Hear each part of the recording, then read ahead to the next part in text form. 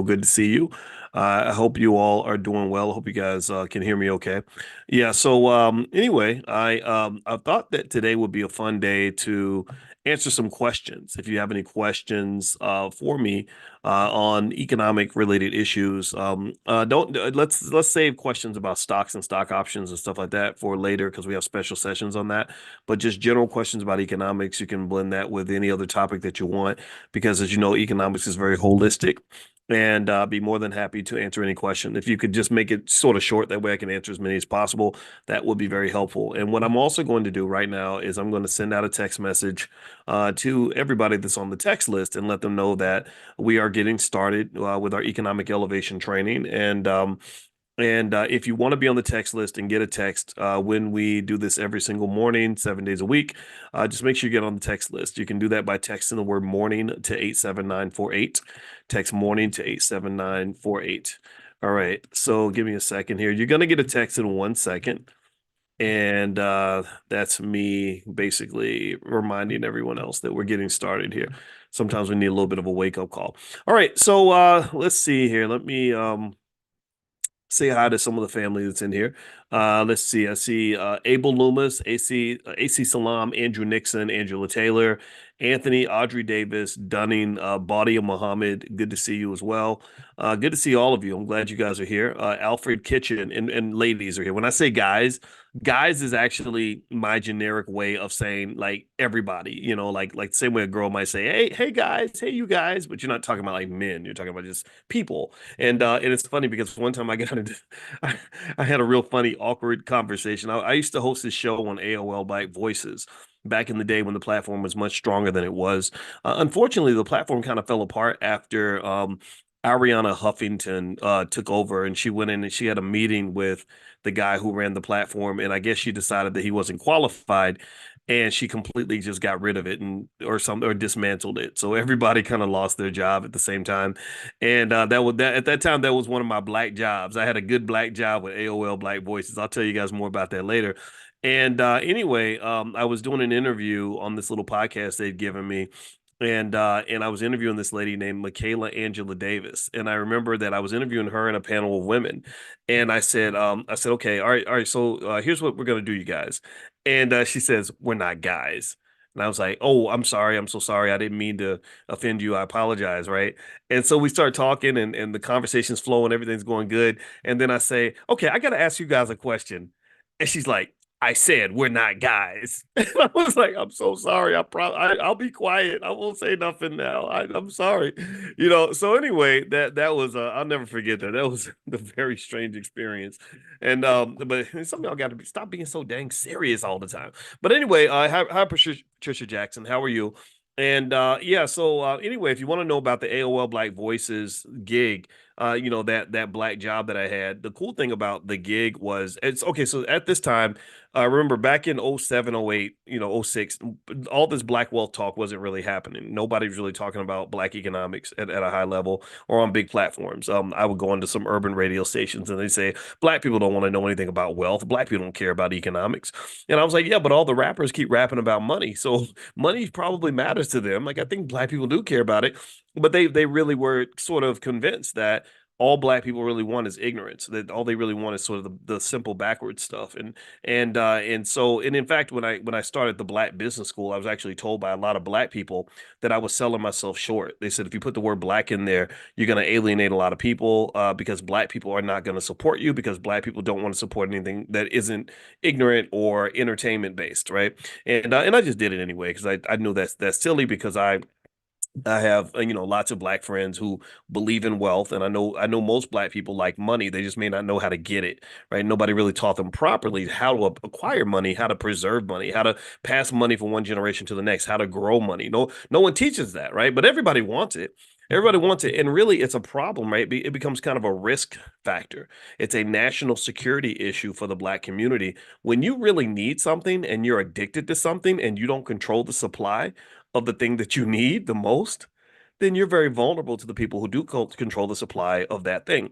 Like when the British were supplying opium to the Chinese, and you had all these opium addicts that were waiting for the British ships to come in to bring them opium, it became just a real problem, right? Because not only are you a drug addict, but you also are addicted to a drug that other people hold and control. So the opium wars, from what I understand, was fought over this whole idea where you had people in the community who said, this is not what we want China to look like. China is not supposed to be a place full of ignorant opium addicts. We're not going to sit around and be dependent on the British. We want to be a strong nation, an independent nation, a liberated nation, and they fought for that. And the problem with that though was that the people who spoke up on it, the people who saw the chaos, who saw the ridiculousness, who saw the ignorance, they had to fight battles on two fronts. These had to be the strongest, the talented tenth, so to speak.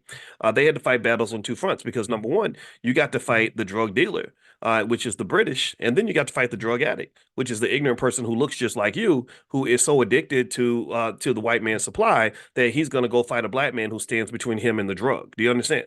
Y'all get what I'm y'all, let me know if you get where I'm going with this analogy. Let me know if you understand what I'm saying as I explain the difficult job that a lot of you are going to have, right? So the Chinese had the people that really built China, the people that really made China the great nation that it is right now, the superpower that it is, the country that economically and politically and militarily is now one of the strongest nations on earth, were the people that were committed to a strong free China. They had to understand that sometimes you got to fight the enemy and sometimes you got to fight the enemy within. Sometimes you have to defend from enemies, both foreign and domestic. Sometimes you got to fight them, and then sometimes you got to fight us. So when you use that term, they not like us, it might mean them, but sometimes they not like us might mean the people that look like us but ain't really like us, if you know what I mean, right? And it doesn't mean you hate them or get mad at them. It just means you stand firm on what you believe, you stand firm on who you are. And so my goal every single day in my life, really honestly, and I can't say I always reach every goal I set, but my goal is to be consistent. Now, that's it.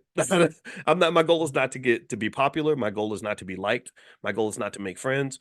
It ebbs and flows. Sometimes you make a lot of friends. Sometimes you lose a lot of friends. The goal is just to be consistent, to say, I'm right here. I'm gonna be right here. This is what I'm gonna be. This is what I am. And to me, that I think represents a sturdiness that you can build on top of. You can't build an institution on flimsy foundations. You can't build an institution on wishy-washy wood. You can't build a building on bricks that may decide they want to show up for work and maybe don't want to show up one day, and you go back and forth. You can't build a building on materials made out of Play-Doh. You can't do that. You can't build an Empire State Building on a foundation of Jello. So flimsy people who don't know who they are, who are not consistent and clear, are typically just not people that you can really depend on and sort of build on, because you don't know what you're going to get. So my goal is like, you know what? I'm going to try to make sure that every single day you know what you're going to get from me. Same thing is true with even with my kids. You know, I married my wife. She had three children who, it's a blended family, but I love those kids so much. I love them as if they're my own 100%. And I love that black woman that stood by me through a lot of difficult times. And let me tell you, if anybody, I don't know if anybody else has led a blended family. Has anybody ever led anybody else? How many of y'all got a blended family? I know that a lot of black folks have blended families. If you have a blended family and you've dealt with that, you know that earning the trust of the children it's a task. It takes time, because children, just like I was loyal to my mother and my father. If my mother had brought in another man and said, "Oh, this is the new head of the household" or something, I would have been like, "What? No, he's not. That's not daddy." You know, especially if I've been 13. Like my wife's son was 13 years old, and he wasn't as tall as he now. He's 6'9", but back that time he was even then he was like 5'10", 5'11". And so he's sitting there and he's like, "Who is this guy? Like you like him? I don't like him. I don't even know him." And so it took a long time for us to form a relationship. Now our relationship is amazing. We're very, very close. We talk every day. We trust each other. We help each other. We have each other's back. I respect his father immensely. I let him know that. And you want to know the secret. Here was the secret. And this is something that may help some of you. I don't know. Because I believe family is essential to the black community. I think family requires us as leaders of households to understand our role and the sacredness of that role. The goal that I had with the kids, again, I am no expert in parenting and I'm not a perfect person or nor a perfect parent. But one thing that I learned from my father was consistency. So I said, okay, I know that we have tension right now. I know that it's not easy. I know that you don't know who I am. I know it's going to take time to build your trust. But guess what? I'll wait and I'm going to be consistent. And every single day, I'm going to be right here. I'm not going nowhere. I'm going to be the same guy every day, consistently for years.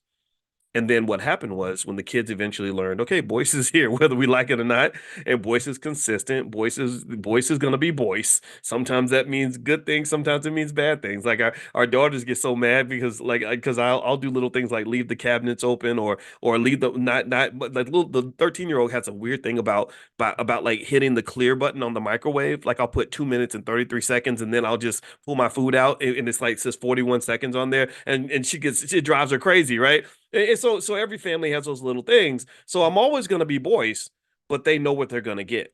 They know they're going to get consistency from me. And so as a result, also that consistency that I've been committed to has also become a type of consistency that not only the children can depend on, but their friends depend on that. Their friends whose parents unfortunately have ups and downs and challenges, divorces, and it's everywhere. I mean, families break down consistently every day. And I'm not making fun of anybody's in that situation. I understand things happen. It is what it is. But let me just tell you, my goal, I told my wife, is I said, I want all these kids in the neighborhood to know that no matter what they're going through, they can come to us if they need help, if they need just a place to stay, food to eat. Somebody's going to give them some encouraging words, some good information. And I believe, honestly, I really think if you're talking about nation building, right? And not everybody really gets this, not everybody cares about this type of stuff, but I really think if you're talking about nation building in the community, then I think that consistency is a really strong, significant value system that we should all sort of embrace. I think that being consistent about who we are is what helps us to build something that's strong. And so no, I'm not going to run. I'm not going to be running up and down over which Democrat or which Republican got elected. I'm not going to be changing my tune based on what's popular. I'm not trying to fit into the culture. I'm trying to be consistent. They're just like a brick building, or not even brick, some steel, like a steel structure sitting in the middle of a tornado. You're in the middle. Honestly, as Black people, I feel like you're in the middle of this cultural tornado. The wind is very strong, and some people just blow whichever way the wind blows. They're very leafy. These leafy Negroes. That's what, the leafy Negroes. When the wind blows east, they go east. Wind blows west, they blow west because they don't know who they are. A leaf doesn't have a foundation. A leaf does not have roots.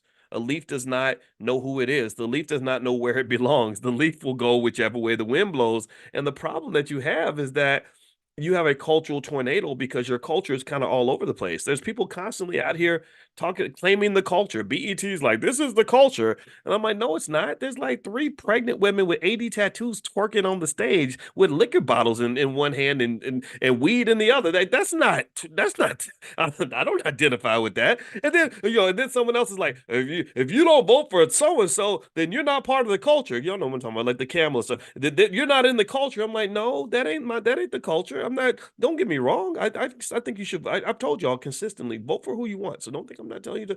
But that ain't me voting Democrat or Republican. Ain't got nothing to do with me having my culture. My culture is based on some simple ideas. Simple ideas like I want to have strong families. I really want to just reiterate over and over 10 million times to you how important families are in your wealth building process and how many trillions of dollars in Black wealth was stolen when they destroyed your families, when they broke you into pieces and got you running around scrambling and baby mama, baby daddy in your way through life.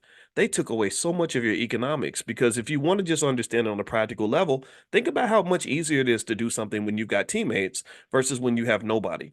When you do it all by yourself, you can't really, it's hard to win in America when you're doing it all by yourself. It's really difficult. And really, I think this is part of the plan. I think, remember, capitalism is kind of a son of a bitch. Capitalism is really insidious. It becomes slavery if you really look at it. Like in mathematics, they talk about limits on functions, where you take a variable and you take it all the way to the limit. Like, what happens if you take this number and you make it infinitely big? And which direction is this thing going, right? So basically, if you look at capitalism as a function, as a mathematical function, what you see is that if you take it to its limit, it becomes slavery. It really becomes slavery, where a person has to get up and do what you tell them to do. And maybe you're paying them, but you're paying them such little money that it really doesn't make a difference in their lives. It's just enough money for them to get by. It's not enough for them to escape the system. They are in the system and they're maintaining the system, but they're not gonna get what they need to break out of the matrix or break out of the system. Okay. So really capitalism is a type of slavery. And slavery works best when you are when you're dealing with people that are economically desperate and divided. If they can divide you, they can conquer you. That's it. If they can break you into pieces, then they can take you down. So this is so when we talk about elections and all that, I know I say stuff that sometimes it makes people happy, sometimes it doesn't. And I apologize if it offends you, but all I give a damn about is I need you to not let politics break up the things in your life that are going to really matter for you. Don't let politics cause you to stop speaking to your cousin who had your back since you were a baby. Like that's not appropriate because when the election's over, the politicians are going to do exactly what they always do. They're going to disappear for another 4 years, and then they're going to come back, be right before the next election, and start giving you all these trigger symbols and whatever this coded slave language to get you all excited about the next election. That's what they do. That's the pattern. Okay, and so I would just say, you know, do your thing. Support who you want. Just don't let it get too serious. It's like if I used to have this cousin. He was my craziest relative. He was such a weirdo. And we used to play when we were little, we would go to grandma's house and we would play games like kids play games. We would start playing checkers. He wasn't very smart either. So, and I guess I was kind of smart. So we start playing checkers.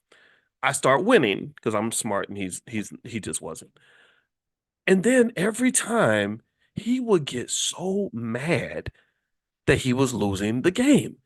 He would flip the board over, fuck this, and throw the board across the room. And one time he pulled out a butcher knife on my other cousin because he lost the game. We were playing football or something. And I was like, dude, why are you pulling out a knife on your relative because you lost the football game or because you can't play checkers? And the dumbest part of it was he would always start every fight and he could not fight. That's what the hilarious thing was. I was like, and even as an 8-year-old, I was like, this is not logical. You keep starting fights, but you keep getting your ass kicked. If you're gonna start fights, it seems like you would be a good fighter. Like I would, if like that would make more sense to me. But you're asking for more of an ass whooping. That's just a little side note. And I don't hope my cousin doesn't see this because he's still crazy. But the funny thing was, it didn't make any sense, and he was taking it too seriously. And some of y'all get like that. Some of y'all get like that over these elections. You get to the point where you get to hollering and screaming and cussing out your own relatives and making them feel bad and shaming them and attacking them and really doing the exact same thing that your oppressors have always done. Your oppressors do that. They remember there's terms like voter intimidation or voter suppression. These are terms that have been used for a very long time, and these are terms that apply if you are pressuring someone else or making them feel bad and attacking them because they're doing something different from what you're doing. And I don't think that's appropriate. And that's very anti-freedom. And I would almost argue that it's anti-black. Oppression is oppression, whether it's coming from a slave master or an overseer. Right? So in politics, we kind of have these overseers who work on behalf of the master to do things that the master can't do. Like so, for example, when I remember when Cornell West, I knew Cornell West and Michael Eric Dyson very well. I love those guys. They were kind of a little bit almost like mentors to me to some extent, and I remember when they were the best of buddies. They were such good friends, and I admired them both, and I got to know them both, and I still know them both. I just haven't talked to them in a few years. And then the Obama presidency came along, and that became a big divide. I remember Michael. One minute Michael was pro-Obama, then he became very anti-Obama, then he became very pro-Obama again. I didn't know what was going on with that. I was very confused by that. And Cornell was also pro-Obama. He sat with Barack in a room with David Axelrod, Jesse Jackson Jr., and a few other people to figure out how to get black people to support him. And they figured it out, and the formula worked. Everybody fell in love with him, and he won the election. Well, Cornell was disappointed. Cornell felt that Obama was not doing as much for the black community and also for poor people as he hoped that he would. So Cornell became a critic of Obama, and Dyson was a big supporter of Obama. Well, the next thing that was interesting to me was I remember being very saddened by the fact that those two stopped being friends over the Obama presidency. And what was really specifically appalling to me and very sad was that The Obama administration, I think, felt that they could not directly respond to Cornel West because he's kind of beneath him. And the way politics kind of works is you don't really talk to people that are beneath you. So what they did was they kind of sent Dyson as kind of a weaponized adversary, right? So you can't do the fight, but you get somebody to fight on your behalf. So what they did was they gave him this spread in one of the liberal magazines. I forgot which one it was, Slate magazine, I think, where they let him write like a 10,000 word article pretty much just dismantling the credibility of Cornel West, just really going above and beyond to the point where it became more than just saying I disagree with you. It got to the point of saying you're irrelevant. You're just a worthless human being, and I feel like that's inappropriate. I think that is really the weaponization of black people against other black people, and it's also a type of tactic used by colonizers all throughout the world. That's what you do if you want to conquer an area, and this has happened anywhere. Look up the struggle between the Hutus and the Tutsis. Look up what happened with the a revolution in Iran in the 1970s. Go to a lot of countries and you will find these unbelievable civil wars where the colonizer, like a puppet master, will take one side and pit them against the other so that you're so busy fighting each other that you don't actually fight the system that's controlling the both of you. And the reason this tactic tends to work is because most people don't spend time doing what we do every single morning, which is focusing on consciousness. Consciousness is leveling up. Consciousness is when you rise above the situation you're in. Consciousness is when you can see the forest and you're not distracted by the trees. Consciousness is where you're about to fight your brother and you're like, wait a minute, what are we doing? Wait, hold on, let's stop for a minute. Let's think about this. Hold on, how's this gonna work? I'm fighting with my wife, and I use consciousness all the time. To stay married, you got to use consciousness. And so my wife, and I think it confuses my wife because sometimes we'll be in the middle of a heated debate that is bordering on becoming an argument, and then just like that, I might snap out of it and be completely fine with whatever. I won't be angry anymore. And she doesn't know where that's coming from. Like, where did your anger go? Well, it's because I had a moment of consciousness. I thought about it and I realized that in 5 years, I'm really not even going to remember this argument. I'm not going to care about this issue in 5 years, but I am going to know if I divorce my wife. I am going to remember that. And so I'm letting it go because it's tiny. I'm letting go of the small stuff. Up in here, it's big things popping, little things stopping. Shout out to Ti, right? Basically, consciousness is when you can see the bigger picture. That's what. Do you follow what I'm saying? Following looking at the bigger picture is really how you understand systems. That's how you fight systematic racism. It's how you deal with capitalism. It's how you deal with oppression. You have to be able to think on a higher dimensional level. This is why one of the reasons that in our Black Millionaires of Tomorrow program in the Black Business School, one thing that we do is we train parents on how to have what we call sturdy children. Sturdy is spelled STERDY, and this is how you build black millionaires. This is not how you get black jobs. So if you're looking to get a job, you need to go talk to the people that'll show you how to fill out an application. That's not what we teach you how to do. It's fine. I no disrespect, but we want kids up here. We don't want them just in the struggle. We want them above the struggle. You understand? So I don't want you fighting on the ground. I want you in an airplane flying above the ground. Okay. And so sturdy stands for systems, technology, entrepreneurship, relationships, and delegation. This is what builds black millionaires. So you can write this down if you want to. Systems, technology, entrepreneurship, relationships, and delegation. This is how millionaires and billionaires think. What does that mean? Well, systems means that you think about things in a systematic way. Your financial consciousness is at such a level that you're not really looking at things in sort of this idiosyncratic kind of way, like sort of one-offs, like how do I get this job or how do I make a couple of dollars? You're thinking about systems, right? So let me give an example of how a systematic thinker makes money versus how we're trained to make money. The way we're trained to make money is we're trained to sell time for money. We're trained to do sort of time-based math where we say, if I make $40 an hour and I work 10 hours, I make how much money? How much money do I make? If I make $40 an hour and I work 10 hours, how much money am I going to make? Type it in the chat. How much money am I going to make that day? $400 exactly. So that means if I want to make more money, then what does that mean? I got to sell more time typically, right? I can work 80 hours and get $800. 1,000 hours and get 1,000 times 40, which I guess what's that? $40,000, whatever. Okay. Well, a person that thinks in terms of systems doesn't really sell time for money, because time is a limited commodity. Time is very limited for you, and money is fleeting. Money can be replaced. So actually, a systematic thinker might say, instead of me selling time for money, so instead of me saying that $40 an hour times 10 hours is going to get me $400, I might say sell units of a product. And let's say my product is $10 a piece. Okay, so if I want to make $400, I just have to sell 40 units of my $10 product, and then I can still make the same $400 you made, but I didn't sell any time to do it. I could do that in literally half a second if I have a system that's strong enough. If I have some digital system that allows me to sell products and make money, then I can make $400 in seconds, not in time is literally irrelevant. Also, a systematic thinker, which is what our children can be trained to do, is a person that understands, and this actually relates to another part of the model, but basically a systematic thinker might think in terms of just building some sort of organization where you have partners and team members and people that report to you, maybe people that you hire, you buy time from them, and you develop a system that allows you to make money. Apple makes its money because it has a really amazing system. That's why they're able to make probably, I'm going to guess, 40, 50, $60 million a day. Maybe it's more than that or less than that. I haven't done the math. The T stands for technology. I think that if our kids understand technology, that is one thing that allows you to scale.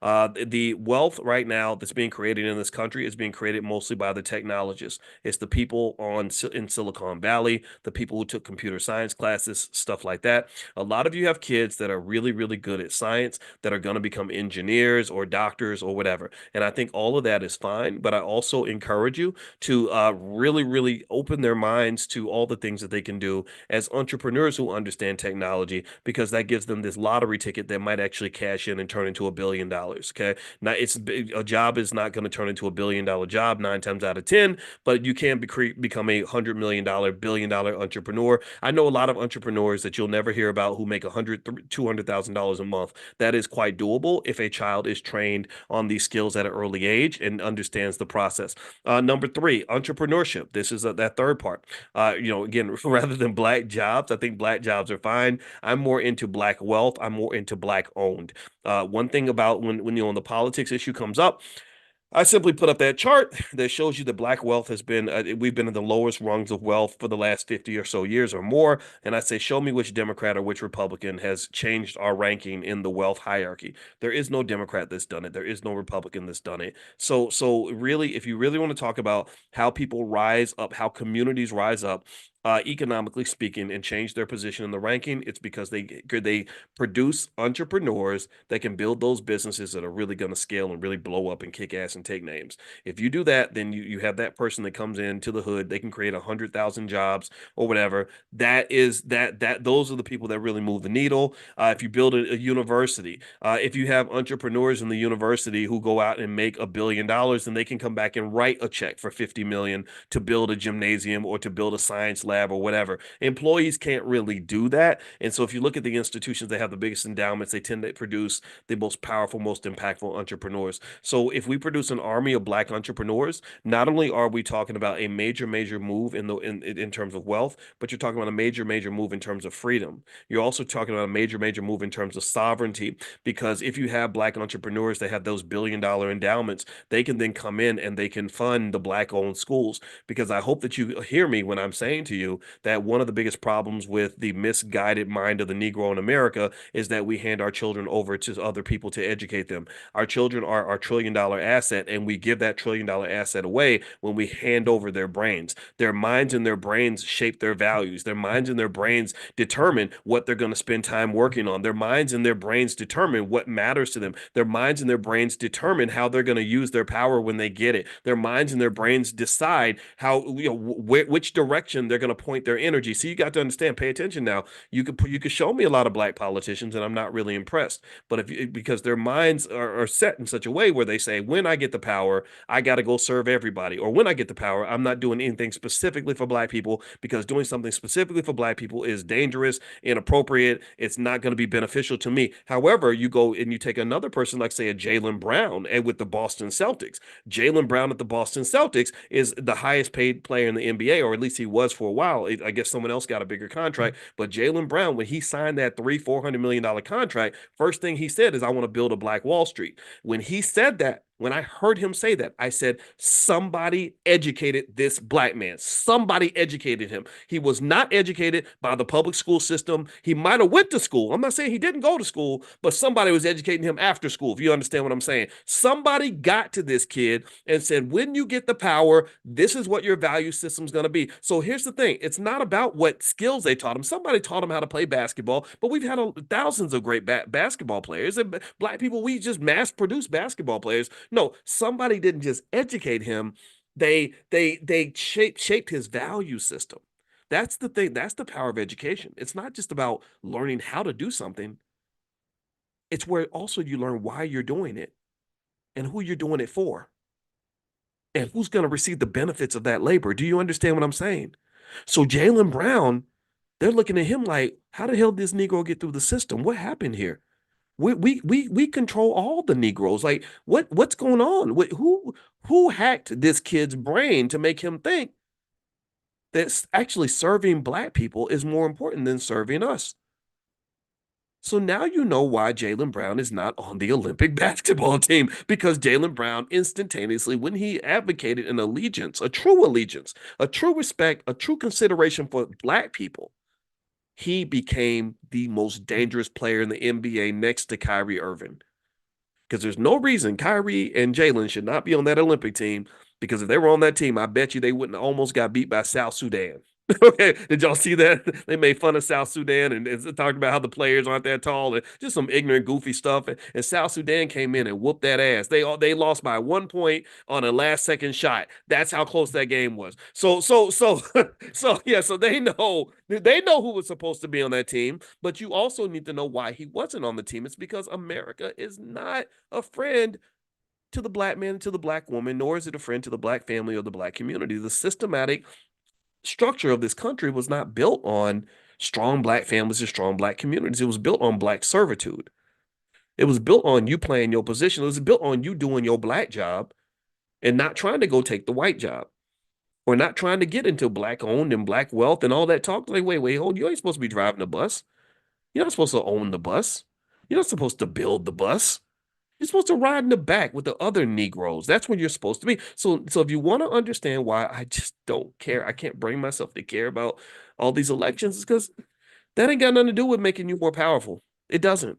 It's another distraction. It's taking energy that we should be spending on other things and applying the energy toward putting another person who is going to ignore us into power. And no disrespect to those of you who are excited about Kamala. If you want to know my opinion, I think she's a smart lady. I think it's really interesting. I could criticize both candidates. Kamala's got an interesting track record. Trump, his is really interesting because he's been around for a while and he's been Trump for a long time. But then at the same time, I have admiration for them both. I think Kamala's well spoken, well educated. She knows how to, she's a better politician. She understands the systems a little bit better, I think, than the Trump would. And Trump, though, has been a great, brilliant real estate guy. He's a really good businessman. I know people want to act like he's just stupid and ridiculously bad, but that's the politics of it all. No, if you study the Trump family, you'll understand that their power play goes back 100 years. And what I just really want from you is not to admire any of these people or put them on a pedestal. I want you to realize that you can do what they do. So when I see a Jaylen Brown, I'm like, that was great. Somebody had a power play. Somebody told that kid who he was when he was very young and said, we're going to go ahead and plant this seed in you so that just in case you become some wealthy, famous black man, you're going to know what your priorities are. We're going to talk about what should matter to you. Because I was built kind of the same way. I had certain seeds planted in me that said, if I become this PhD who's known around the world, I'm not going to waste my time doing a bunch of stuff that doesn't matter for people who are disconnected from my community. No, I'm going to bring it back home. And this is not uncommon. This is done around the world for independent nations that want to become strong. This is what the Chinese did. The Chinese did the same thing. The Chinese started rating their citizens based on what are you doing for China? You are from the world. You went to another country and you became successful at what you do. But what does that have to do with the price of tea in China? That ain't got nothing. You going off to the United States and working at MIT means nothing for China unless you're helping China. So they literally rate their citizens based on what are you pouring into China? What are you putting back into the bucket? Because the only thing that determines the value of this community is what's in the bucket. Are you contributing or are you not? We're not going to give you credit for having resources. We're going to give you credit for donating and investing resources. That's what you get credit for. You don't get credit for what you could do, you get credit for what you actually do. So there are people who have far less than some of these prominent Negroes on TV, these entertainers, these politicians, whatever. There are people I know, they have far less resources than any of these people you'll see on TV, but their contribution is far greater because they're doing things specifically for the black community. Like that mother who's raising a bunch of black boys and black girls in her house, she's doing something specifically for the black community because she's raising those boys right so they'll grow up and become good husbands and not gangster serial killers, and raising the girls right so they'll go up and become great wives and mothers and leaders instead of going out and doing something silly in the world that harms people. Do you understand? So that's what's going to make the difference. So anyway, let me keep going. So let me finish the sturdy model. I get into stuff and then I lose track. Thank you, Troy Williams, for getting me back in on point. All right, so sturdy stands for systems, technology, entrepreneurship, and the R and the D stands for relationships and delegation. The Y just stands for youth. I just put that on there so it could be a full word because sturdy sounds better than stirred.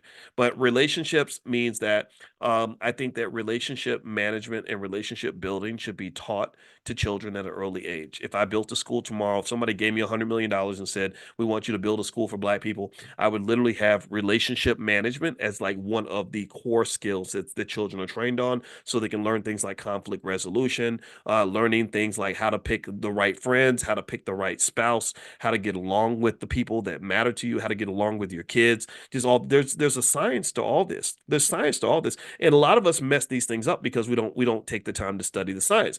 So, but that's why we have the Black Financial Therapy Department in the Black Business Schools, because I said, okay, let's take the science of relationship management and let's help people apply this to their families. Because if your family stays together, you're going to be more wealthy than if your family breaks apart. That's a fact. If your family stays together, you're going to be safer than you are if your family breaks apart. That's a fact. If your family stays together, you're going to be better off mentally, physically, and your mental, physical health, all that stuff's going to be better than if your family breaks to pieces. A broken family is very traumatic, and a lot of us ignore the trauma because we're used to black people being so tough that we can just go through anything and it's okay. But it's not okay. It's not okay that your mother was not there when you were growing up. It is not okay if your father was not there for you when you were growing up. It is not okay that you got traumatized by your own sibling. It's not okay if you got molested by your uncle. It's not okay if you kept getting bullied by your cousin. It's not okay if you have cousins and relatives that are cussing you out because you voted for Trump or you voted for Biden or whatever. That's none of that is okay. None of that is appropriate. None of that is right. It's not okay that you started a great business with your friend and y'all started fighting and now the business is dead because y'all couldn't resolve the issue. Lots of wealth gets lost that way. I use like rock groups and stuff as an example. You know, you look at New Edition, they had great conflict resolution skill. One guy I interviewed on the AOL Black Voices show one time was Michael Bivins. And Michael Bivins, I'm gonna speculate. I don't know all the members of New Edition. One of them was in this class, and I don't know if he's here today, the tall one, Ronnie, and he's a very nice guy. But the other ones, I don't know the story behind it, but I know Bobby Brown was interesting. He was kind of a wild guy. And what I really admire is the way somebody in that group, and I bet it was Michael Bivins because he seems like a leader. When I met him, he seemed like a real leadership prone kind of person. But somebody got them to resolve their conflicts. Somebody got them to realize that they were better together than they were trying to all be solo. Because you remember, they've gone in all different directions. I think Johnny was solo, Ralph was solo, Bobby was solo, and then you have the other three, Bell Biv DeVoe, led by Michael Bivins again, right? Who actually ended up being more successful than any of these more talented artists. Because everybody knows Bell Biv DeVoe could not sing like Johnny Gill. They couldn't perform like Bobby Brown. They couldn't sing like Ralph Transvant, but they became really successful. Why? Well, because somebody said we better work together because we can't do this by ourselves. None of those guys in Bell Biv DeVoe. Let's tell me the truth. Some of y'all, if you're young, you may not remember this, but I want you to go back and look at it, look it up. But tell me if you remember this. None of those guys in Bell Biv DeVoe were all that talented. And if Ron, if you're in the class, brother, I'm not making fun of you. I'm this is really a compliment, so please don't get offended. But seriously, they weren't as talented as I mean, but then again, it's not a knock against them. I mean, Johnny Gill could sing his voice was amazing. Ralph Tresvant, same thing. So what I'm saying to you is that I want you to really look at these real life examples to understand the economic benefits that come with putting your ego to the side and working together and seeing the bigger picture. It took consciousness for this to happen. It doesn't happen by accident typically. There are so many other groups from 3 6 Mafia to the Ghetto Boys to a lot of groups that they could be touring and making millions of dollars right now, but they can't tour because they can't get along. Outcast has been, Outcast could have made at least $100 million by now. But for whatever reason, Andre and Big Boy are not on the same page. So when you can't collaborate, you're losing money. You're giving wealth away when you can't collaborate. So what I would encourage you to do is learn the skills of a collaborative person.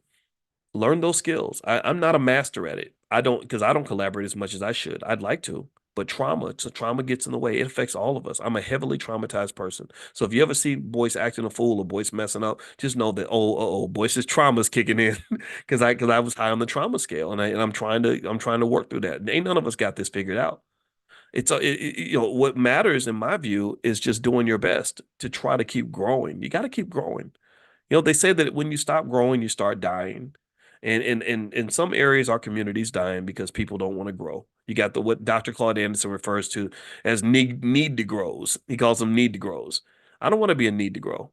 I want to learn how to be a collaborative person, how to be a helpful teammate. Like when I think about family and I think about what my role is as a father, I'm thinking, how can I be the person that when I come in the room, everybody's day gets better? How can I be the person that's going to have a good answer for you for a question or something motivational to say, something that's going to propel you forward in a direction that you want to go, that's going to help you stay on the path? Like, how can I be that person? So to some extent, maybe I decided it's fun to kind of be like a cheerleader because kids need confidence, right? So I love cheering on the kids and saying, you're great at this. You can be amazing at this. Oh my God, keep practicing. You got this, and it's a little bit weird, a little bit fanatical, but that's my own little way of trying to be a good teammate. What I don't want to be is that father who traumatizes everybody and harms other people and causes people to have to spend $20,000 in therapy because they're overcoming the horrible things that their father did. And to me, that when that happens, that's due to a lack of consciousness on the part of the father.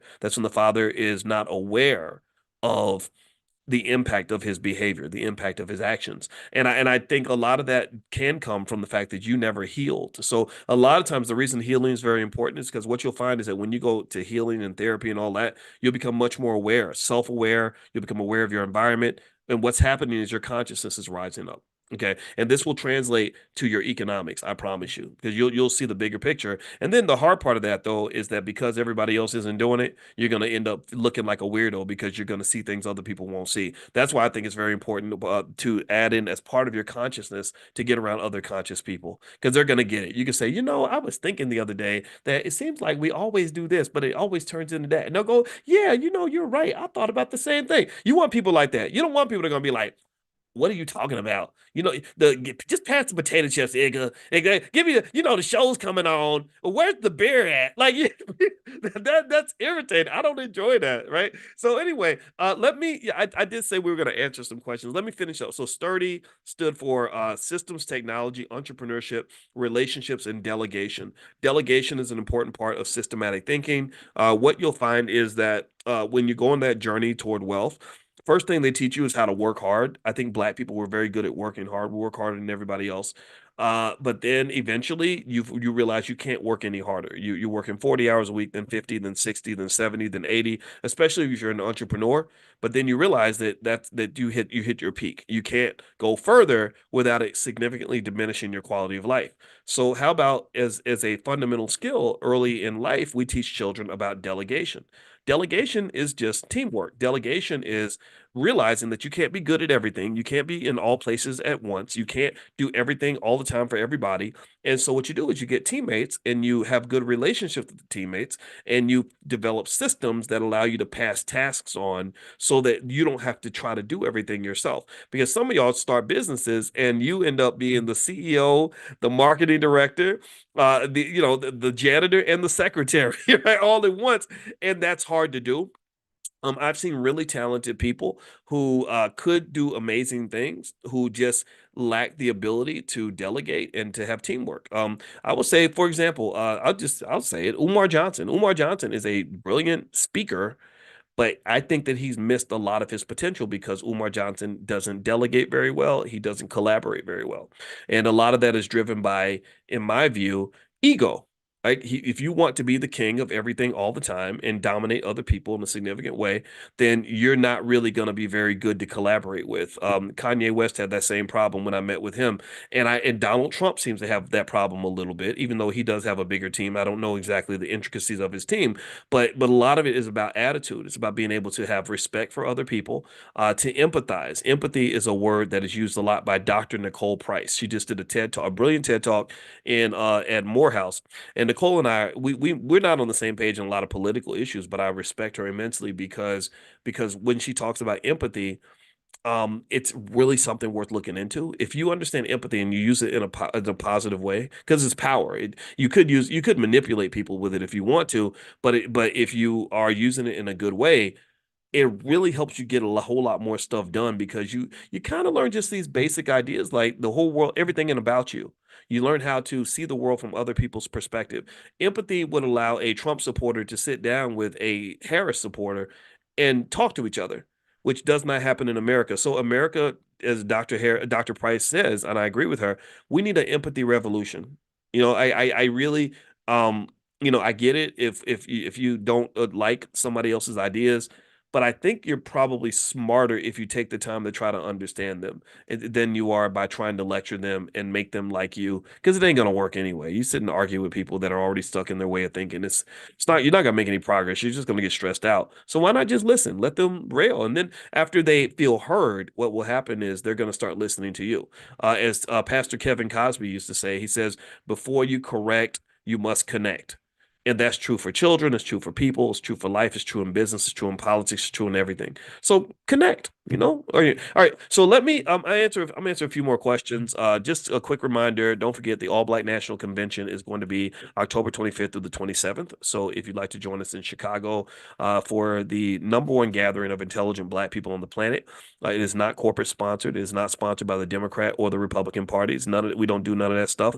You can be Democrat, you're welcome. If you are Republican, you are welcome. If you're independent, you're welcome. If you don't vote, you are welcome. All that we ask is that you are black first. Be one, black first. That means that you agree with us that serving our community and doing things for our people is the most important thing that we can do. And again, if you agree with that, then I don't care. I don't care if you're married to a white guy or a white woman. Like I don't know. There's people that come, they bring their little white spouse, and I'm like, hey, we can use all hands on deck, and it's totally fine. So it's amazing. We have experts of all backgrounds that are going to be there, family members, excellent parents like Dr. Mary Stoddard, who was raised as she was a sharecropper growing up, has 17 brothers and sisters in deep poverty. All 17 of them graduated from college. And then also she raised five children with her husband, Dr. Marcus Stoddard, and all five of her children have PhDs or MDs, all five of them, every single one of them. Now, I hope you agree with me that these are the people we need to learn from. When we study parenting, I don't want to read some book written by some white dude at Harvard. I want to learn from Dr. Stoddard. I want to learn, okay, how do you raise kids like that? How do you raise excellent black children in a world where we're taught that black excellence doesn't exist or that black people just can't do it? So long story short, these are the types of people that we bring in that we look for. Another brother, Cody Ransom. I met Cody because he was doing tours on Black Wall Street, and I invited Cody to the convention. Cody he understands the real story behind Black Wall Street at a level that is not in any movie or any book anywhere. Like it's absolutely amazing when he breaks down the whole Black Wall Street situation, what happened during, after, all the stuff that's not really included in the reports. So Cody is another person that we brought into the Black Business School because he just gets it. Asada Moore, a sister, she runs something called the Black Math Genius Program. She works with Freddie Taylor, who runs Urban Intellectuals, and Freddie is very fanatical about Black history and making sure that we know our history and know who we are. And he's taught that to millions of our people. And then Asada Moore has been for 30 years teaching Black children how to be outstanding in mathematics. She takes them to the highest levels. She sets the highest standards. She does not believe that because you are black, that somehow you're supposed to be in the slow kids class. Because if you go to a lot of these schools, tell me if you've seen this. If you go to a lot of these public schools, you go into the class of the slow kids or the kids that are diagnosed with some sort of being mentally slow or whatever. It ends up being like full of black kids. That's what they do. They curse you with low expectations. I mean, I get it. If you have a deficiency, fine, but your deficiency is not going to be helped if I enable the deficiency. If I tell you to give up on life and I tell you to not even try anymore. I had a cousin that was in one of those slow classes. And I remember I asked him, I said, well, what do you do at school all day? He said, we just sit in the room and the lady reads to us. So he graduated high school and couldn't even read because they diagnosed him in a certain way when he was 7 years old. But he could do everything else. He was able to get girls pregnant, play video games, play basketball, and do all these other things. But yet somehow you can't even learn how to read. So this is what they're doing to our kids. They're killing the community because these young men and young women are the ones who are going to grow up and give birth to babies and supposedly provide with your daughters and your sons and it's not acceptable. How about that? It's not acceptable. So, if you want to join the convention, feel free to go to allblacknationalconvention.com. That's allblacknationalconvention.com. I guarantee you it'll change your life. You're going to meet people there that you've never met before. And that's what we're doing. And we're getting it done. We're making it happen. All right. So, anyway, let me answer a couple more questions in the Q&A section.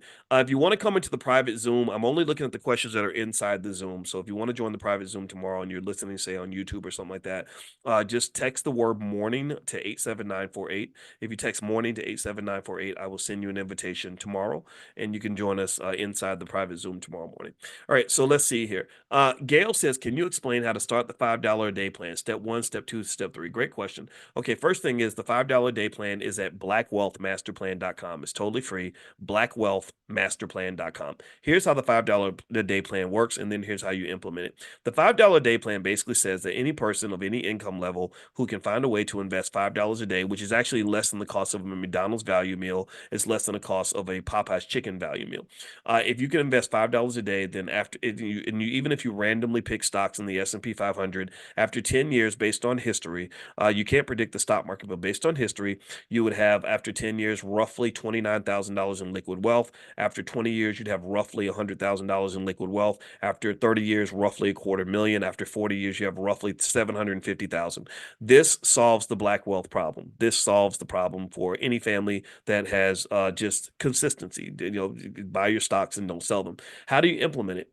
Very easy. You can open up an app like on Robinhood, Acorns, anywhere else, and then have it automatically deposit about, let's say, $5 a day, which would be $150 a month. You can do it monthly or you can do it weekly. It's up to you. You don't have to do it daily. I call it $5 a day because that's the title. But really, it could be $5 a day was also $35 a week or $150 a month, one of those two. So if you put in automatically deposit $150 a month into your account and then have that 150 automatically purchase uh, any of a wide range of ETFs. The ones that I refer people to first are VOO, Victor Oscar Oscar, or SPY, Sierra Papa Yankee, Sierra Papa Yankee, SPY, or VOO, Victor Oscar Oscar.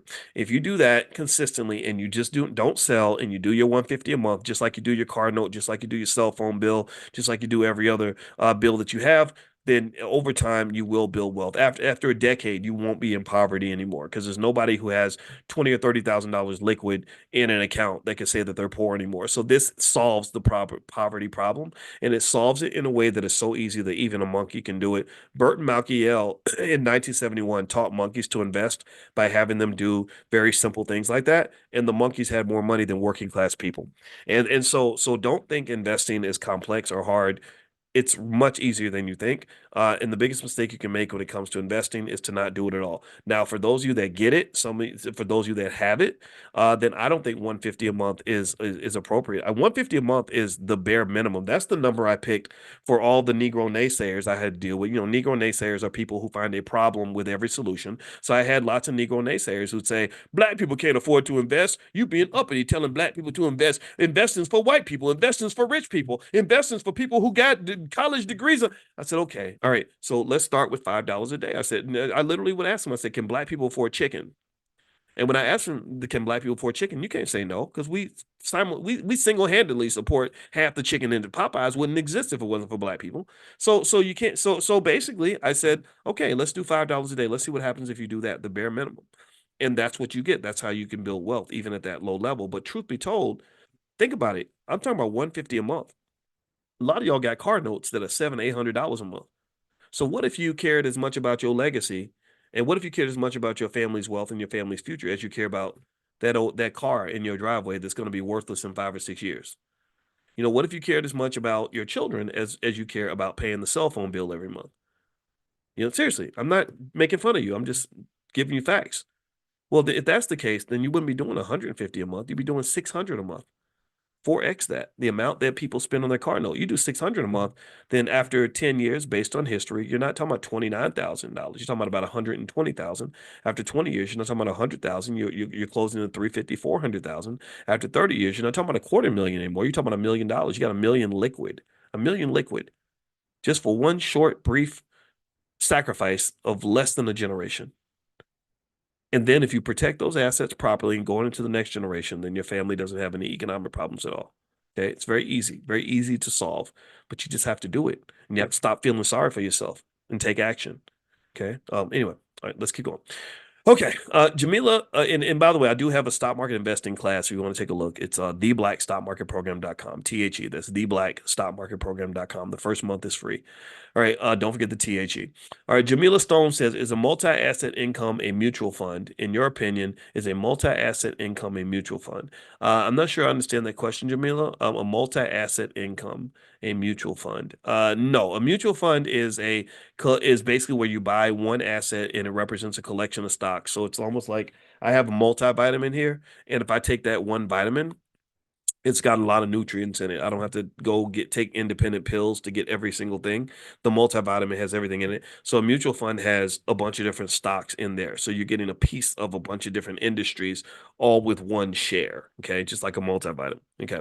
Now, by the way, those ticker symbols were VOO and SPY. Somebody type that in the chat. If anybody asks and they say, can you repeat that? If you could help me with that, I'd appreciate it. I don't want to trigger my ADHD.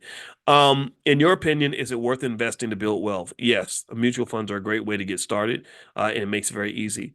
Desmond's asking, what do you think about Krispy Kreme? I don't have stocks in front of me, Desmond, so I can't do that. We do Stock Market Tuesdays, and that's when I can look up stocks and stuff like that. But right now I don't have anything in front of me, so I can't really analyze Krispy Kreme. I don't know how that company's doing right now. How do I contact LeVar Scott's team? I'm not sure, but if you email support@theblackbusinessschool.com, support@theblackbusinessschool.com, they can help you, and they can help you with pretty much anything you want to do with your family in the Black Business School. So that's support@theblackbusinessschool.com. Has Mr. Cody come to the platform before? Yes, Barbara, he has. He was here last year, and we invited him back again this year, and I'm going to hopefully try to get him to the All Black National Convention, because when he tells you about Black Wall Street, you'll realize no matter, even if you think you know the story, you really don't know the story. That's why I reached out to partner with Cody, because I went to Tulsa to visit some friends and family, and he gave just this tour, and I was like, oh my God, this is amazing. This guy, he knows so much stuff. Is mobile notary still available? I don't know if it's open right now, Kenrick, I'm sorry. But email support@theblackbusinessschool.com and you can ask them.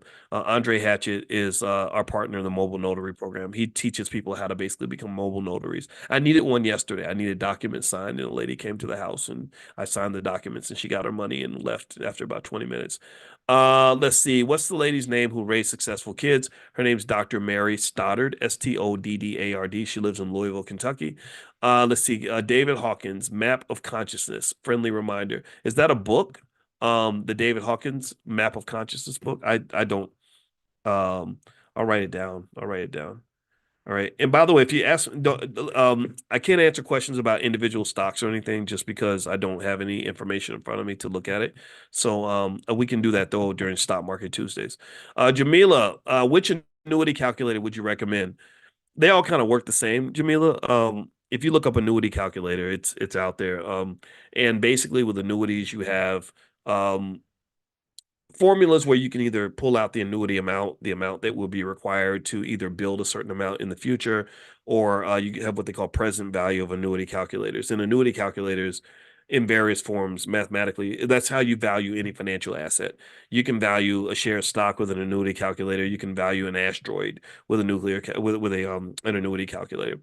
Let's see, Dave Joseph. Every 4 years, Black people, include intelligent Black people, vote for the better master. Why? Because I think that habits. I think we just kind of do what other people did. We follow people, even if what they're doing doesn't make sense. So it's like, well, my grandma voted for so and so, so I'm going to do the same thing. I don't think we think about it that much.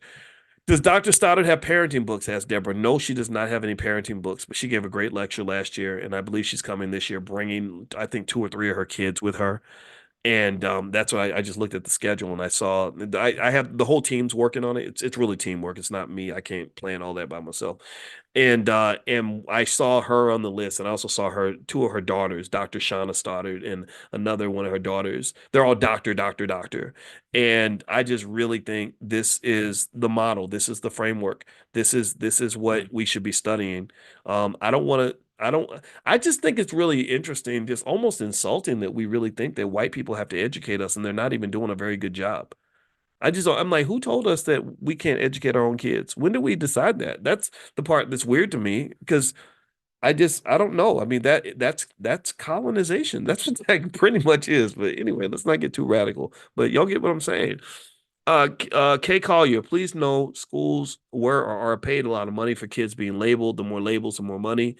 Yep, that is true. That is true. When they get labeled, they get paid for that. And this is when they're claiming to help you. This is when they're claiming to be allies to Black people. And that's not an ally when you are telling a child that they're limited. And what you're kind of doing is you're containing them, you're controlling them. Right? Anyway, we'll go into that later. Let's see. Antonio, would it be a good move to close out a deferred compensation account to sell options using what you teach? I can't give I'm not I can't give investing advice. I don't give investing advice on the platform, Antonio. But I have seen people, take other money from other accounts and purchase some stock and generate a very significant amount of income by selling the options on that stock. I have seen that. I've seen people get HELOCs. I've seen people take a little bit of money out of their savings account. But remember, when you talk about what we do with options, it's not a matter of like it's not a matter of you generating all the income you can generate. You only need a certain amount of income to pay bills. The rest should be invested so it can grow. So I'm not a fan of taking all of my money and using that for my option strategy. I just use enough so that I can generate enough cash every week to be able to pay stuff. And so if you're interested in this sort of thing, feel free to go to drboyceprime.com. That's the program. That's all we talk about is generating income with stocks and options and managing the risk and building the portfolio. So feel free to go to drboyceprime.com, drboyceprime.com.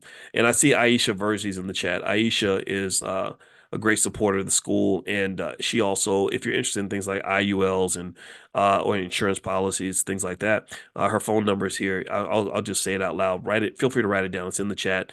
Her number is 626-340-5746. 626-340-5746. So Aisha is a great woman, and I respect her a lot. And I think she's going to be at the convention if you want to meet her directly as well. Okay.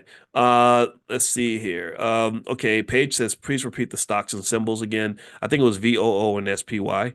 Let's see. Heather, have we discussed Warren Buffett's $1 billion plus sale? This is my first day this week. No, I didn't know. What did he sell? What did he sell? I didn't see Buffett sold things. I might have missed that one. All right. Am I buying the CrowdStrike dip? No, I'm not. I think that their issue was more of a fundamental issue, and it's not something I really want to invest in. What if I sell my $70 a week plan, which is 6 years old, to join your Prime program? You've always chosen not to sell. What if I sell my $70 a week plan, which is 6 years old, to join your Prime? I'm not sure what that means exactly, Michael. Feel free to email support@theblackbusinessschool.com if you have something specifically that you'd like to share with us. I didn't follow the question, so my apologies for that. Sean, what is options day and how does it affect the price? You talking about the triple witching hour, when different kinds of options all expire at the same time. Well, the triple witching hour, which happens, I don't know how often it happens. I got to go look that up, but basically it's where a bunch of contracts come into maturity at the same time and a bunch of things happen at once. And that causes a lot of chaos in the options market, which is good because of liquidity and a lot of trading, but it can also create a lot of volatility, which means prices going up and down and going crazy. But I'll look that up and you can ask me about it again, and I'll give you more insight on that. Leslie, VOO is $500 a share. Can we buy fractional shares? Yes, you can. You can buy $5 worth. You don't have to pay $500. Is last night's presentation available? Email support at theblackbusinessschool.com and they can give you a way to get access to it. That's support at theblackbusinessschool.com. Yeah, the Math Genius program, we've merged that with our Black Millionaires of Tomorrow program so that the kids will not just have the financial skills, but they have the math skill as well. And just make sure you're also on the email list and stuff like that, or the text list, and we can send that presentation out if you guys want to take a look and see what Miss Asada Moore had to say. She was really, really good. It was really powerful. And if you're not on the text list, just text the word morning, MORNING, to 87948. Text morning to 87948. Or if you live overseas, you can go to drboyceelevate.com. That's drboyceelevate.com. Sean, are you bullish on Tesla with the earnings report being released? No, I'm not. I'm not bullish because I think Elon Musk is a huge risk factor. Because that guy could die any day because he works so hard. And then also I don't know. So if one thing goes wrong, he gets arrested or something, because I just feel like he's so political that I feel like that's going to be dangerous for him. And but then again, maybe I'm wrong. Maybe he's smart enough to navigate all that. And I also am not, I'm also skeptical of so first off, he's losing his margins in the EV market. The Chinese are coming in and they're eating his lunch. And then second of all, he's making these massive investments in AI and these big promises, like all the Tesla drivers will be able to use their cars as robo taxis. I just don't believe it. I just don't.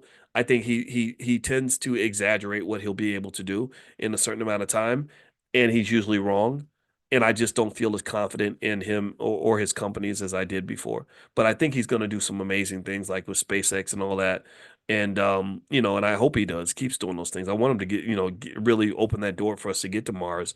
Maybe AI will do it. I wonder when we get to where we have artificial general intelligence and AI at a very high level. I wonder if that's going to open the door to us understanding space travel and all that stuff. Like, I think the first things we'll send to Mars will be AI robots. We already have, but I think really advanced ones that can literally build up entire cities and get everything ready for the humans. That to me will be safer than having a bunch of people go out there.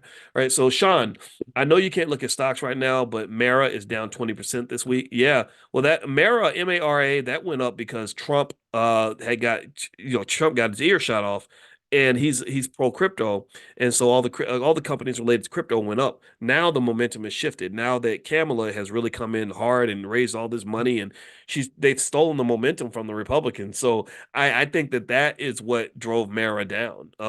So yeah, these stocks are very volatile. So be careful. The convention website, Eureka, it is allblacknationalconvention.com. Somebody type that in the chat for me, please. It's allblacknationalconvention.com. Allblacknationalconvention.com. Can we watch the convention through Zoom? Not this year, Helena. We don't have that set up. If that changes, we'll let you know. But right now we don't have the digital option. We have the live event only. That's because we have to keep the cost down. These things can be so expensive. AC Salam says the system steals children, especially from widowed single mothers, to use them as guinea pigs and get paid by the pharmaceutical industry. Well, you said it. I didn't. Jessica, I have 3 children. Should I invest using 3 separate accounts or one account and give instructions for distribution in a trust? I would use one account and I would not tell the kids that it's their money. I would say this is my money and this is the family's money. So remember, when you're building wealth for your kids, you're not just sacrificing for other people.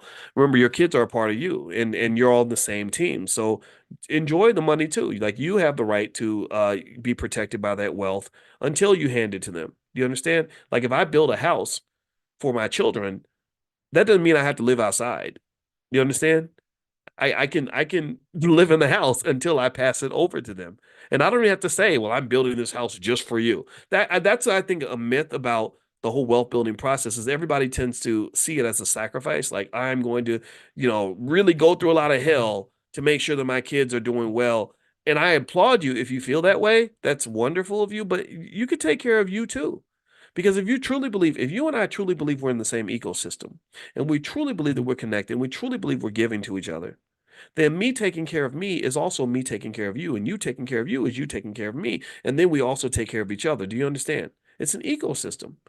So believe me, I have no problem taking care of Boyce. I have no problem making sure Boyce is mentally and physically well. I have no problem building boundaries to make sure Boyce is safe and good and at peace, because I know that when Boyce is at his best, Boyce is gonna really pour back into the space, into the communities in which he operates. I'm really gonna be a great husband because I am a healthy, healed, happy human being. Do you understand? So the same thing is true with wealth. When you build for yourself, you're building for your children. When you build for your children, you're building for yourself. It's supposed to be connected. Who told you that it's separate?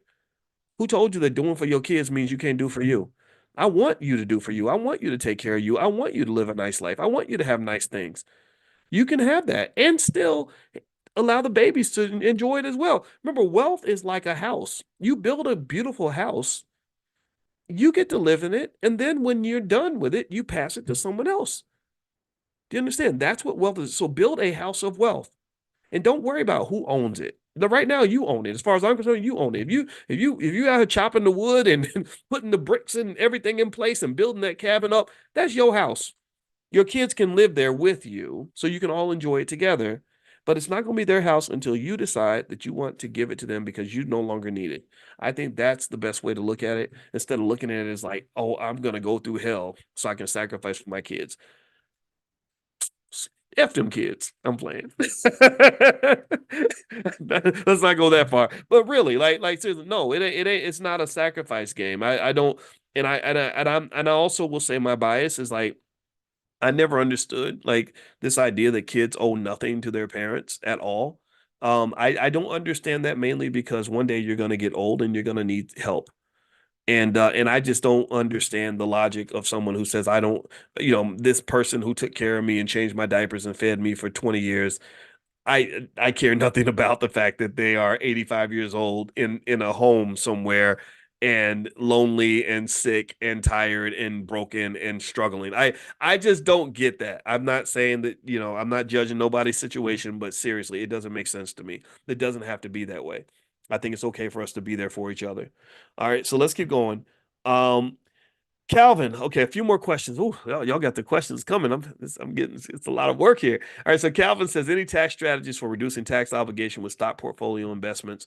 Well, make sure you know the difference between realized gains and non-realized gains. I would talk to my financial advisor about tax deferred investments as well.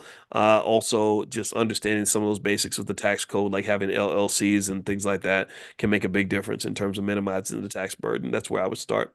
Oh, Buffett sold Bank of America. Oh, that's right. I did see that. Um, I don't make much of it, honestly. There's not much to say about that. I think Bank of America is still a solid company though. Let's see here. And you don't know why he sold it. Maybe he announced something, but you don't know why. It doesn't. I don't think he believes the Bank of America is a bad company. I just think he's just made a decision. I've been investing $70 a week. You've always said not to sell for my granddaughter to join the. Oh, got it. Okay, so, um, yeah. Well, you know what, Michael, I would say it. It's really a personal decision. The Prime program. I think if you go to drboyceprime.com, I don't know what the fee is on the page, but I think that what I ask the students to consider is I just say make a simple comparison. Think of it like um, don't think of it like you did with college. With college, you spent a ton of money, and some of you feel like you overspent. You spent more than you actually gained. You gave $200,000, but you didn't get what you wanted. I don't want you to think about anything in the Black Business School that way. I'd like for you to consider with Prime, okay, if the amount that you spend, that you invest to be in the program, is not super exceeded by the amount of income that you're earning from the things that we talk about and the tips I give and the things we share, then I don't want you there. You shouldn't be there. I want it to be a profitable, positive ROI move for you. I want you to not say I did this because I like Boyce, or even just I did this because I want to learn from Boyce, which you will learn. But I also want you to say I made money because of this. I'm doing better because of this. And there are Prime students in here that and y'all can feel free to make comments and talk about your experience. But there are a lot of Prime students in here where I know I've sat down with them, in class, and then sometimes I would do one-on-ones where I can show them specifically, okay, this is how you can have more money on Monday. And it's very easy to do because this is one of those superpowers you get when you have a PhD in this stuff. So there you go, El Haj. Thank you, El Haj. There you go. So there's some comments right there. So feel free to talk to them, and I want them to be honest. I don't want nobody out here lying for me. I'm not here trying to, pull a fast one on anybody. But I really think this is something worth looking at. I don't just think it would be good for a lot of you, but I think it would be great for your children to have the skill at an early age. In fact, if I could go back in time and have this be the only thing I learned in high school, it would be that. Okay. So a couple more questions. And the URL is drboyceprime.com if you want to take a look. Dr. Boyce Prime. All right. Leslie Hughes, how much would you say is an adequate amount to have in long-term investments before we start Prime? Um, there's no specific number, Leslie. It kind of just depends on how you want to operate. I wouldn't I personally don't put more than say 25% of my wealth toward my options portfolio. So that might be a benchmark. Let's see. If you have CrowdStrike in your portfolio, would you sell them off? Um, no, I would probably just hold it. I would hold it because it's probably there may be an overreaction to the bad news on CrowdStrike. Let's see, where did we find how to develop an investment group? If you email support at theblackbusinessschool.com, if you're in the Black Stock Market Program or in Prime, that information is in there, but you may not, it may be hard to find because we kind of give you a lot of material. So feel free to email support at theblackbusinessschool.com. Okay, I'm gonna answer one more question, then we're gonna have to bounce out for today because we've been here an hour and 15 minutes. Lalani says Buffett sold his Bank of America stock. Why is he trying to free up that money to buy? Okay. That's a good question. I will say this, and this is the last thing we'll talk about, and then we'll bounce out for today. There is a growing group of people that believes that the market could be in for a major, major drop. I just read an article from a guy who became famous because he predicted these drops in the past. That does not mean he's right this time, but he believes that some of these stocks could be cut in half. And so, one thing I would say is that the hard part about those kinds of predictions is that you don't know when it's going to happen. That like there was a guy who knew in 2015, 2016 that the Chinese real estate market was just a big bubble. He knew that they were on some major BS and that the loans that they were making did not have the credit rating that they appeared to have, that they were on thin ice, economically speaking. He predicted this in 2015 and 2016. Everyone told him he was crazy. The prices kept going up. He set up a short position. He got hammered. He lost $1 billion on this short position because the bubble kept on growing. But he ended up being correct. Around 2022, 2023, the crack showed. And you had companies like Evergrande in China have some of the largest bankruptcies in human history. And because everything he said was correct. But he didn't really make a lot of money from his prediction because he predicted it too soon and he invested in the bubble or the bubble bursting too soon. So timing is the really hard part about this. So one way to kind of be prepared without having to time anything, because market timing is really hard to do, is to maybe go in and get some strategies in place that'll protect you just in case that things collapse. That's what put options are for. That's what stop loss orders are for. Things like that. I did a whole training on that, on 7 different ways to protect your portfolio from what I think will be a major decline in the next few months, the next year. It's at stormproofinvesting.com. That's stormproofinvesting.com. All the materials are yours. I did a whole training on it. There's slides and everything else. And so feel free to go to stormproofinvesting.com if you want to check that out. Okay, guys, I'm going to get out of here. I hope you guys have a great day. Tomorrow morning, we're going to meet again for class. And if you're not on the text list, text the word morning, MORNING, to 87948. And also tonight, if you like Powernomics, as you know, Wednesday night, every Wednesday, we read Dr. Claude Anderson books. And so we're reading his book, The Black History Reader, which I think is really important right now, given that we're dealing with this whole election thing. I think that hearing from the elders like him is really important. So we're going to meet tonight at 8:30 p.m. Eastern. So if you're interested in Powernomics, you want to be a part of that, then feel free to join us tonight. I'll just text if you're on the original text list. I'll just text you guys a link and you can join us tonight. And next week I may have to cancel because we're doing our trip to Egypt, and I got to get on a plane and go fly and start getting ready for that trip. And again, it's the trip sold out, but we are going to do another one to South Africa. And so around the time of the convention, we'll give you the details on that once I talk to Jay and set that up. All right, have a good day, everybody.